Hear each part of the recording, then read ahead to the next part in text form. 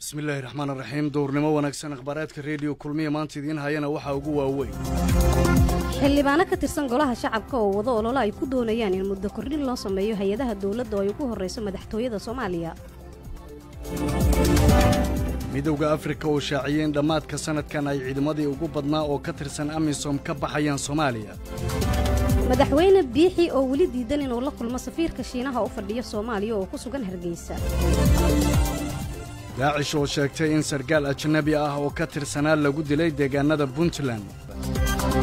barakac horle oo ka bilowday deegaano hoostaga magaalada Jowhar kadib saameyn uu ku yeeshay fatahaada webiga Shabeelle Mareykanka iyo ururka Taliban oo heshiis xabad joojin mar kale kala saxiixday iyo malaayiin ruux oo lagu amray inay guryahooda ka bixin xanuunka corona dartiis dalka Filibiin markale ismaqal wanaagsan dhageystayaal waa duhurnimo talaada taariikhda waxa ay ku aastaysan tahay 4 bisha 8 sanadka 2020 intii aad maqasheen waxay ahaayeen qodobadii wararkeena ugu waaweynaa iminka u diyaar garooba isagoo dhan wadajir waxa idinkugu soo jeedinaya anigoo Maryama Maxudiin Gacal iyo Cumar Xabeeb Nuur Cumar Tijer war soo saaraheenuna waa Cali Suxayfa warar ay helayso idaacadda KNN ayaa sheegaya in xildhibaano ka tirsan golaha shacabka federaalka Soomaaliya maalmaha soo socda muddo kordhin hal sano ama 2 sano u sameyn doonaan hay'adaha dawladda federaalka ah ee Soomaaliya talaabadan ayaa la sheegaya in gadaal ka riixayaan madaxda qaranka waxaana la sheegay in looga gol leeyahay in ra'iisul wasaaraha cusub ee la magacaabi doono iyadoo muddo kordhin la sameeyay si looga fogaado isqabqabsi kale oo madaxweynaha iyo ra'iisul wasaaraha soo socda soo kala dhaxgala kaasi oo mar kale ka dhasha arrimaha doorashada wararka ayaa intaasi ku daraya in arrintani abaabulkeedu ay qayb ka yihiin dhammaan xildhibaanadii habeen hore ee shirka ku qabtay Muqdisho ee sheegay inay ka shaqeynayaan midnimada baarlamaanka iyo badbaadada dalka wasiirka amniga ee Soomaaliya Maxamed Abuukar Islow Ducaale ayaa sheegay in xildhibaano ka tirsan baarlamaanka Soomaaliya ay ku howlan yihiin in muddo kordhin ay u sameeyaan hay'adaha dawladda federaalka ee Soomaaliya isagoo ka digay in muddo kordhin lagu sameeyo waqtiga ay ku dhacayso doorashada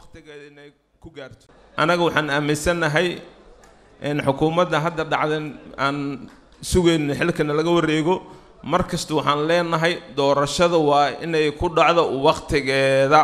ana maalin lagu darsan cod dheer iyo cod gaaban aan ku leenahay doorashada waa muhiim waqtigeeda inay ku gaarto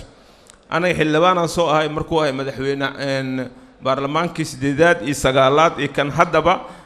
waan jeclaan inaan ku darsano madaxweyne Sheekh Shariif uu diiday wuxuu qabtay doorasho sidoo kale madaxweyne Xasan Sheekh ma ogolaanin wuxuu qabtay doorasho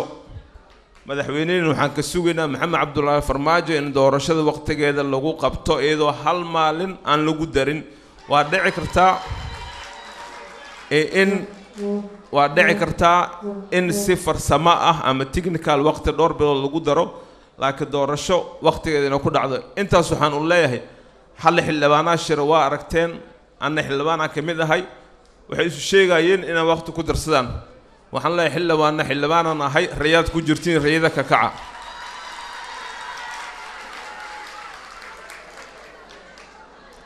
aniga waa jeclahay inaan 4 sano iyo 8 sano kale iska joogo laakiin waxaan jeclahay wada sharci inaan ku imaado dad badan ay sugay kursigayga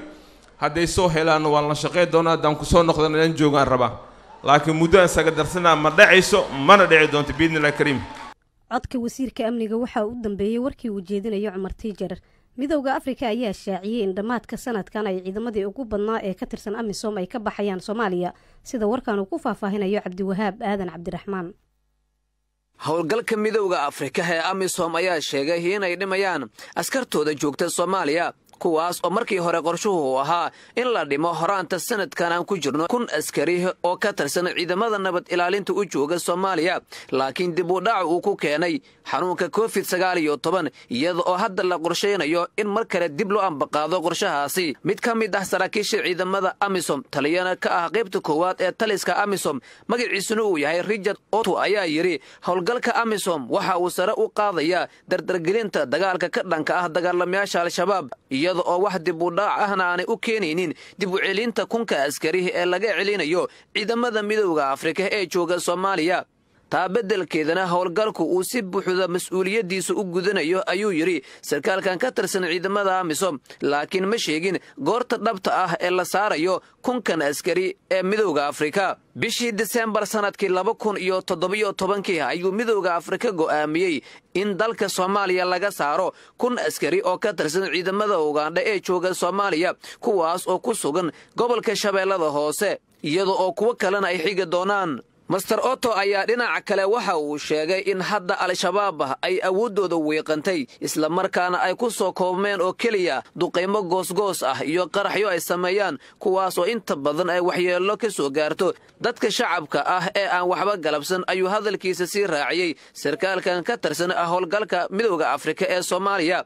warkan oo uu daabacay Ghana News ayaa sidoo kaleeto sarkaalkan waxa uu sheegay in marba marka ka dambaysa ay kordhayso awoodda ciidamada qalabka sida ee Soomaaliya taas oo qudheeda ah horumar ay sameeyeen ciidamada Soomaaliya waxaana rajaynayaa in haddii sidan lagu sii wado ciidamada Soomaaliya ay mar aan fogeyn la wareegi doonaan guud ahaan amniga qaranka Soomaaliya ayuu yiri Master Richard Soomaaliya waxa jooga ciidamo nabad ilaalin ah oo ka socda 5 dal oo ku yaala qaaradda Afrika gaar ahaan kuwa u badan dalal ku yaala bariga Afrika kuwaas oo tiradoodu hadda ay gaarayso in ka badan 19,000 oo askari waxa ayna Soomaaliya joogaan wax ka badan 10 sano welina kuma guulaysan iyaga iyo saaxiibadooda ciidamada Soomaaliya in dalka ay ka saaraan dagaalamayaasha al-shabaab wararka ka imaanaya Somaliland waxay sheegayaan in madaxweyne Biixi uu weli diidan yahay inuu la kulmo safiirka Shiinaha u fadhiya Soomaaliya kaasi oo hadda ku sugan magaalada Hargeysa wariyaha nooga soo warrama Somaliland Ilyas Cabdi Cali ayaa faafahinta warkan Hargeysa ka soo diray safiirka dalka China u fadhiya magaalada Muqdisho ee dalka Soomaaliya Danjire Qian Qian oo labadii maalmood oo u dambeeyay ku sugan magaalada Hargeysa ee caasimadda Somaliland ayaan la kulmin madaxweynaha Somaliland Muuse Biixi Cabdi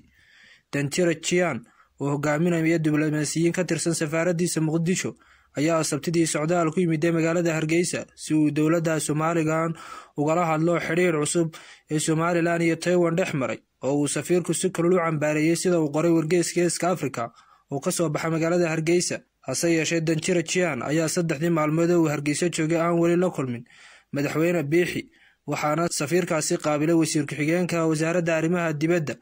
iyadoo wasiirka wasaaradda arrimaha dibadda Somaliland dalka ka maqan yahay si rasmi ah looma garanayo sababta keentay ayuu qoray wargeysku in safiirku arki waayo madaxweyne Muuse Biixi laakiin waxa la dareesay yahay in dowladda China doonayso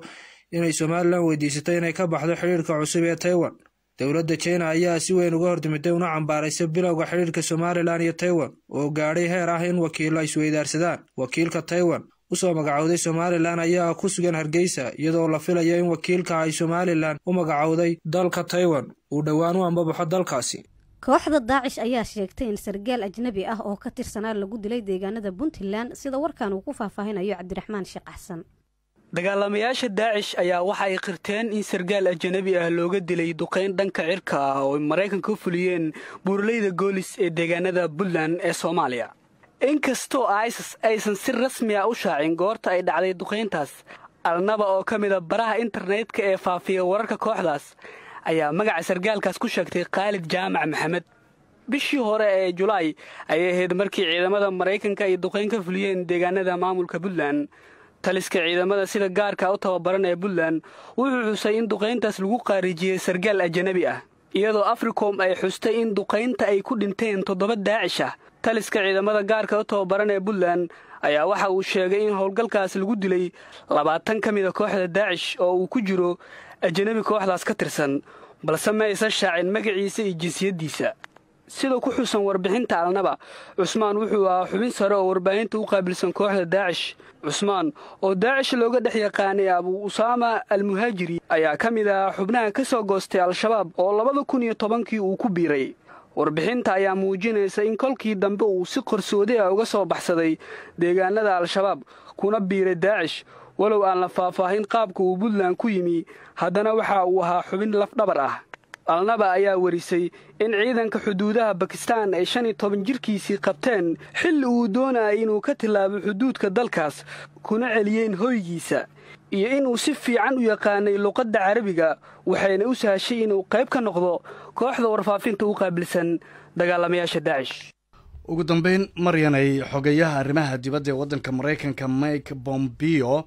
oo qadka internetka kula hadlay madaxda wadahadallada u qaabilsan ururka Taliban Mullah